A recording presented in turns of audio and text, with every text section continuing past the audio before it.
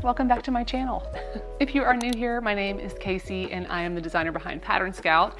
And today I kind of want to slow things down a little bit. Last week I posted the sew along for the Birch Vest pattern. This is my newest pattern that I've released. And the Birch Vest pattern is just a lined waistcoat pattern that I've actually been working on it for quite a while and finally got around to finishing up the pattern and launching that. So if you haven't seen that yet, definitely go check that out. This week, I really want to start getting prepped for a few projects. I sat down and made a list of all the things that I think I want to make for winter, like my winter sewing ideas, and also a few ideas for things I want to show here on the channel that are not garment related, but are, sewing projects that I think you guys would enjoy. And actually, I've been writing things down in my Get to Work book. This is a planner that I really love.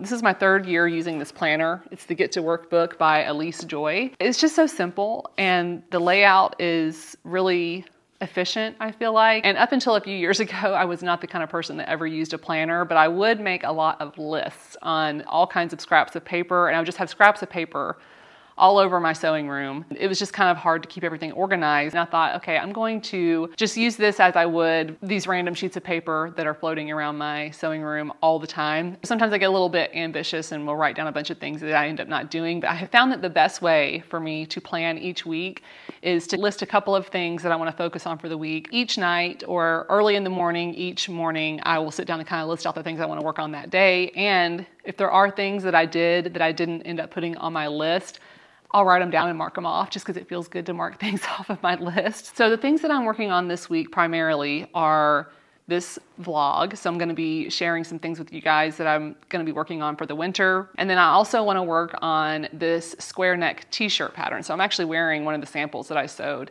I've got it pretty much drafted and ready to go. I need to do things like the illustrations and the instructions. I don't know how long it'll take me, but I would like to release that pattern sometime in February, I think. I have a few projects in mind for my winter sewing plans that I want to start working on. And I was kind of feeling a little bit overwhelmed, like, oh my gosh, I don't even know where to start. And usually when I feel that way, it's a good idea to just get things prepped. So I'm not necessarily focusing hardcore on one thing this week. I have this weird thing where it's like if I feel like I have too many things on my list, and maybe this isn't that weird, maybe everybody does this to some extent, but if I have too many things to do on my list, I want to just retreat and not do any of them. So it helps me if I just say, okay, today I'm just going to spend a few minutes doing this one thing. I'm just going to film an intro for my video on YouTube, or I'm just going to prep my fabric, or I'm just going to clean my sewing room, which is not even that messy right now, but I do need to hang up some clothes and things like that. Just getting things started. That usually does the trick to kind of get me motivated and excited about the projects that I have. All right, so the first thing that I want to do today is prep some fabric. So I do have some laundry that needs to be done, and I think I'm going to throw in some fabric with that laundry for another sample of this t-shirt. Then I also have some wool fabric that needs to be prepped. And if you have been following my channel for a little while, you might already know what this wool fabric is for. I've had it for a while now, for several weeks now, and it's time to prep that for the project that I have coming up for that, which I'll share a little bit more about later in this video. Okay, let's get to it.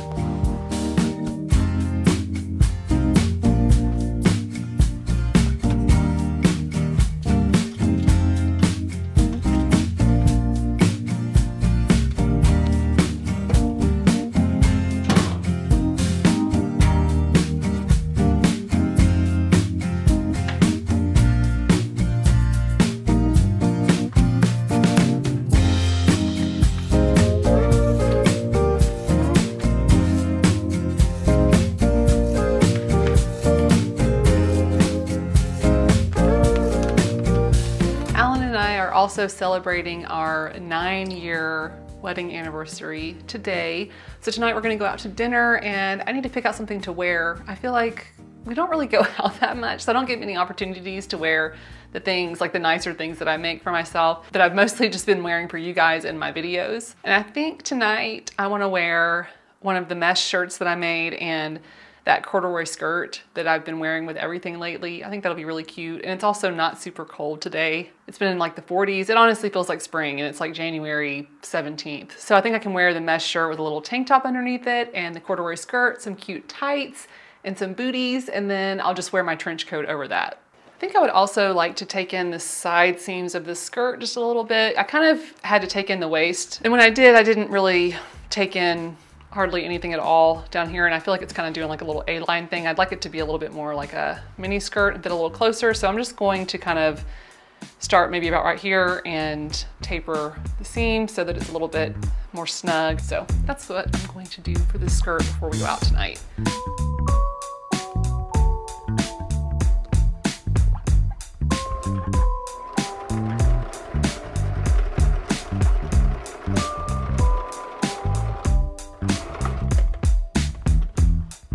So I'm just gonna trim down the seam allowance by serging it, and that'll also finish the seam allowance, and then I think we'll be done with this little mending project.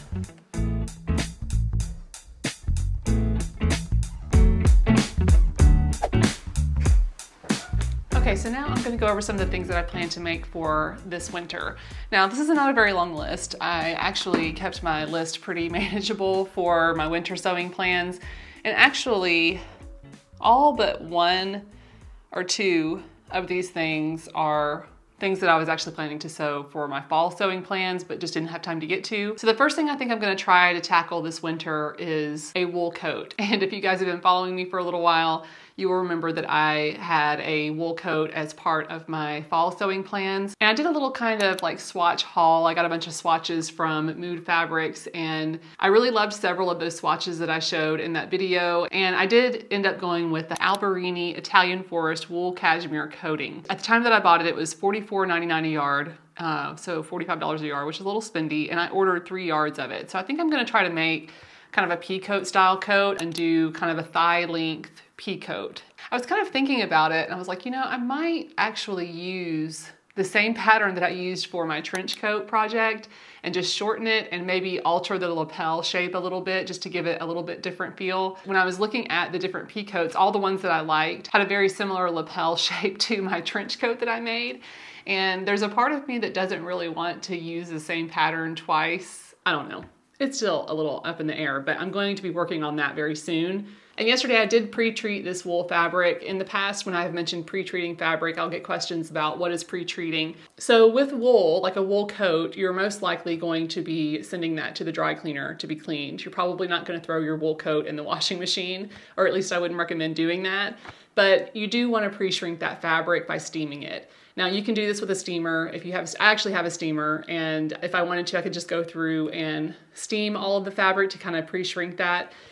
That felt a little too labor intensive for me for 3 yards of fabric. So what I did with this fabric was just throw it in the dryer with a couple of damp pieces of fabric. So I'd wash some fabric. You can also use like a damp towel or two, but not sopping wet. You just want it to be damp as it would be coming out of the washing machine after it's finished a cycle. So I put that in there with the wool, dried it on a high heat, and that is what I did to pre-shrink that wool fabric. And you just want to do that because even though you're going to be dry cleaning a wool coat, you still want to protect it from steam that might shrink the garment. You want to kind of do that steaming process ahead of time. Also, while you're constructing a wool garment, you're probably going to be doing a lot of pressing, and I can tell you from experience that that will cause the fabric to shrink up if you haven't already pre-treated it.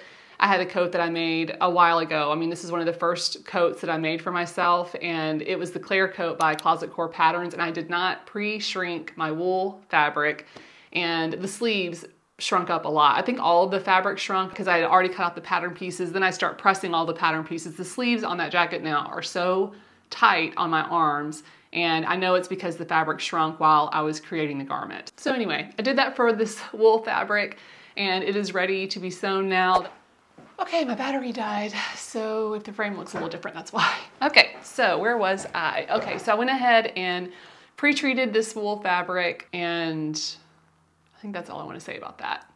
Okay, the next thing that I am planning to make is another pair of jeans, and I already had these cut out. When I was prepping to make my green pants, I also cut out a pair of blue jeans. So I bought some denim from Core Fabrics that I plan to use for those, and they're already cut out and almost ready to go. And I also have some fabric here that I'm going to use for the pocket stays. This is just like a blue kind of chambray fabric, cotton fabric. So again, I've already pre-washed that. This one I washed and dried, and it is ready to be sewn for the pocket stays of those pants. Those will probably just happen when I get a whim to make some pants. So they've been sitting in my closet ready to go for weeks and weeks and weeks.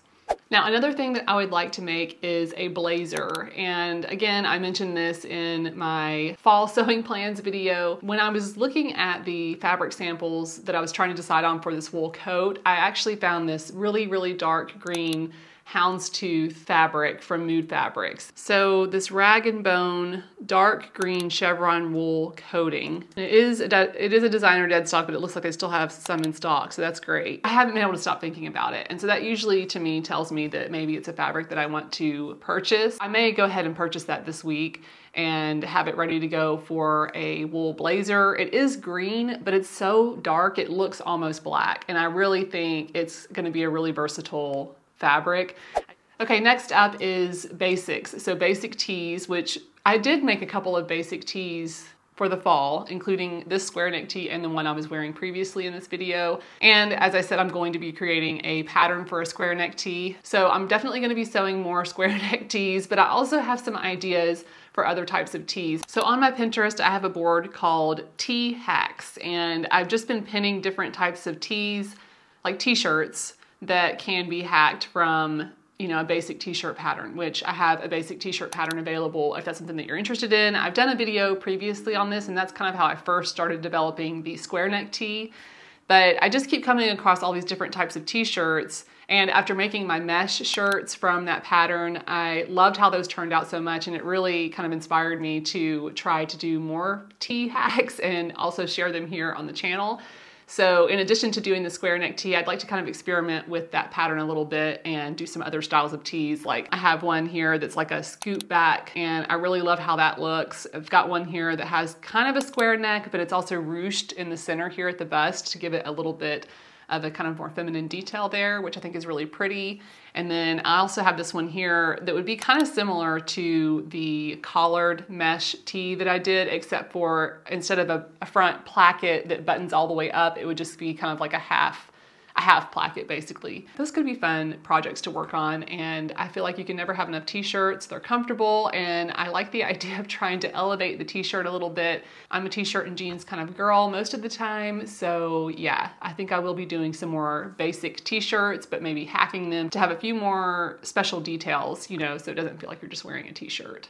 So another thing that was not on the list for my fall sewing plans is a like Sherpa or fleece bucket hat. I actually have some leftover Sherpa fleece from other projects that I've made, and I've been seeing these like kind of fuzzy bucket hats popping up, and I have a bucket hat pattern that I released earlier last year. It would be something I could wear during the winter time, and it would give me another opportunity to wear the bucket hat style. I really loved the one that I made for the summer, and I'll show you the fabric that I have that I'm thinking of using. I actually have like 3 different types of fuzzy fabric that could be cool for that. So I've got these 2 fabrics. One is white and one is gray. This one's kind of like a marled gray kind of look to it. So I've got that. And then I've also got, without avalanching this whole thing, here we go. I've also got this camel color, which I kind of am leaning toward the camel color. I think this looks really cool and would be a really cool hat.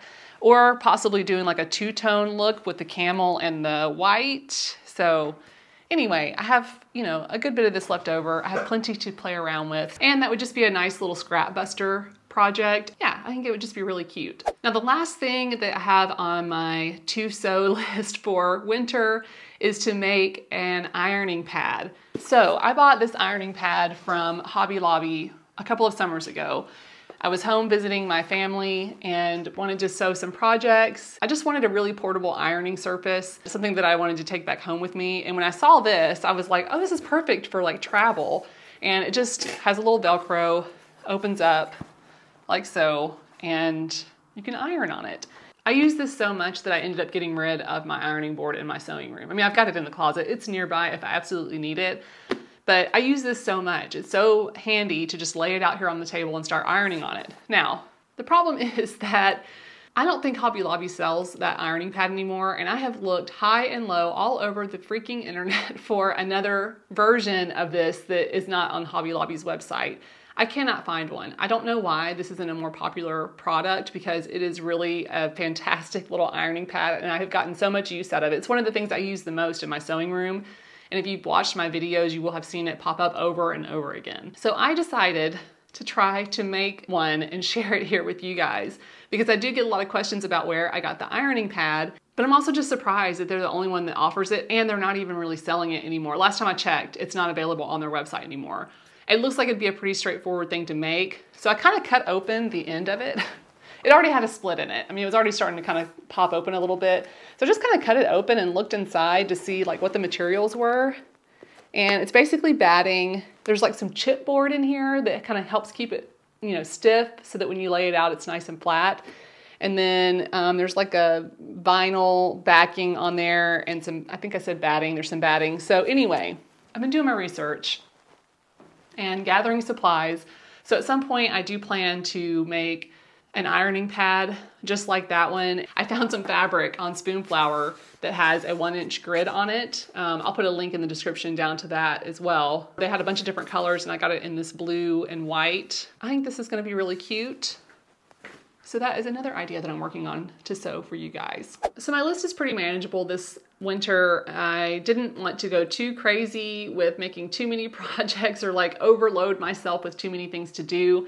And I feel really good about the things that I want to make. So anyhow, that is how I am planning to continue building on my wardrobe this year. I really want to slow things down and be a little bit more intentional about the things that I'm sewing, because, you know, sewing, it is a big expenditure of energy. It does require a lot of thought, a lot of physical labor, and it can be really exhausting. So if I'm gonna spend that time on the garments that I'm making, I wanna make sure that they are things that I can really take time with and be really proud of when I'm finished.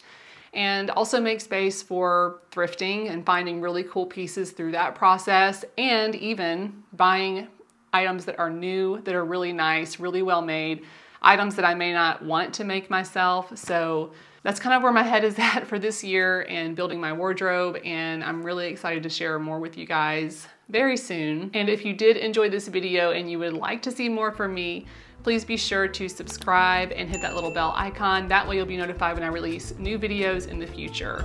Thank you guys so much for watching. I think that is all I have for you today. I will see you in the next video. Bye.